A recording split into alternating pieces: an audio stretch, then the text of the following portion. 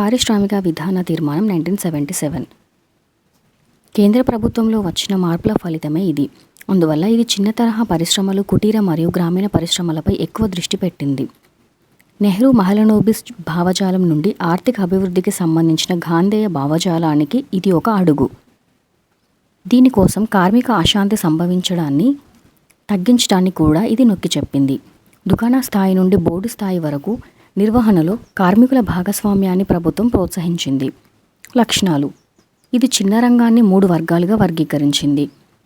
కుటీర మరియు గృహ పరిశ్రమలు విస్తృత స్థాయిలో స్వయం ఉపాధిని అందిస్తాయి. చిన్న రంగం అంటే యంత్రాలు మరియు పరికరాలలో పారిశ్రామిక యూనిట్లో పెట్టుబడి రూపాయలు 1,00,000 మరియు 50,000 కంటే తక్కువ జనాభా ఉన్న పట్టణాల్లో ఉంది.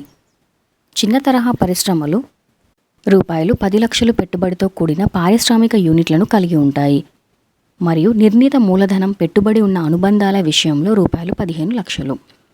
ఇంకా ప్రభుత్వం నిర్ణయించిన జాతీయ ప్రయోజనాలకు ముఖ్యమైన పరిశ్రమలకు మాత్రమే విదేశీ పెట్టుబడులు ప్రోత్సహించబడతాయి. విదేశీ సహకారం అవసరం లేని ప్రాంతాల్లో ఆ సందర్భంలో అనుమతి సమీక్షించబడదని దీని అర్థం.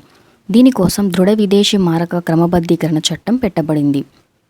1977 పారిశ్రామిక విధానం ప్రధానంగా పెద్ద ఎత్తున యూనిట్ల ఆధిపత్య స్థానాన్ని అరికట్టడానికి సమర్థవంతమైన చర్యలు లేకపోవడంతో విమర్శించబడింది. పెద్ద వ్యాపార సంస్థలు మరియు బహుళజాతి సంస్థల పాత్రను అరికట్టడానికి ఆర్థిక వ్యవస్థలో ఎలాంటి సామాజిక ఆర్థిక పరివర్తనను కూడా ఈ విధానం ఊహించలేదు.